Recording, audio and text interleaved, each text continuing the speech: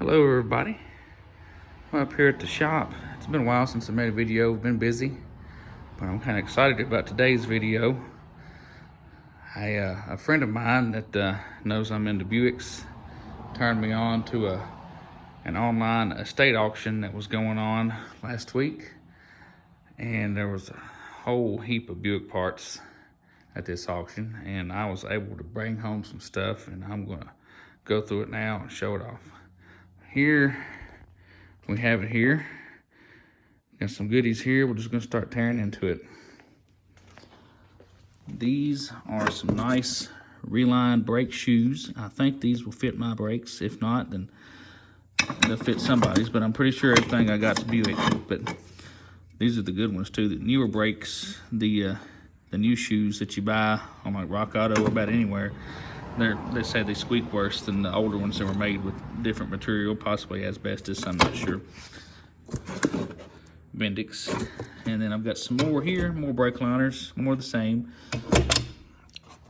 I think this is an outer wheel bearing that will fit my car, or probably 58s through 60s as well, maybe even later. Got a nice 59 Buick grill with the little outer wings too. Try to get a good view over here. It needs a good cleanup, but the chrome appears to be in good shape. It's not broken or bent anywhere. Has the emblem. Pretty excited about that. Probably the most of a 59 Buick I'll ever be able to own. So if I can't have the whole car, at least I've got a piece of it hanging on the wall. Maybe try to find some headlight rings to go with it and make some wall art. More 59 parts here. Got a whole gauge cluster out of a 59 Buick.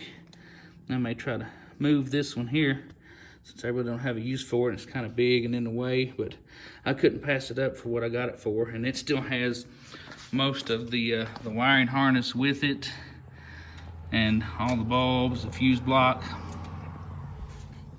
Got this box right here. It was just a lot of some random parts. This looks like a passenger side lower fender piece off of like a 59 Electra with the little Buick emblem on it there. I thought that was a pretty neat piece. That was the only reason I bought this whole box. And this appears to be lower dash trim. I think it's listed as 50, it says 59 Buick, 55, I'm not sure. It was listed as 55 in the auction, but this looks more like 59, so could be. Actually, yeah, it might mount right below that. It might go below the gauge right here like that. So that's neat, more 59 parts. And this says it is a 40s Buick voltage regulator mount with the voltage regulator. Nothing special, it was in the box. This right here is definitely listed wrong. It says it's a 64 Riviera air cleaner, but I'm pretty sure that this is probably a 59 or 60 part as well.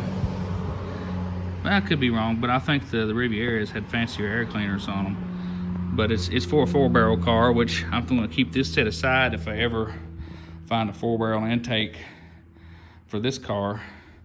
Then I've got the factory Buick air cleaner to fit it. The Buick, the grill was the most expensive part I got out of the whole lot. It was $46, and this whole lot here, actually, I got it for $177 after you include all the auctioneer's fees and all of that. So that's a pretty good deal. I can definitely get my money back out of this, but if I can let any of it go, I'm a hoarder. Got this whole basket full of dog dish hubcaps here for $15, $14, I think. And I'm hoping that I can find a full set of these script logo caps in here, because these were what would have came on this car if it was the base model with the 3-speed transmission instead of the Dynaflow and no extra stainless trim on it. So, but I think it'd be neat to have a whole set of these. So I'm gonna dig through them real quick. That one's not in the best shape. These look like a different, older logo maybe. That's a different one altogether.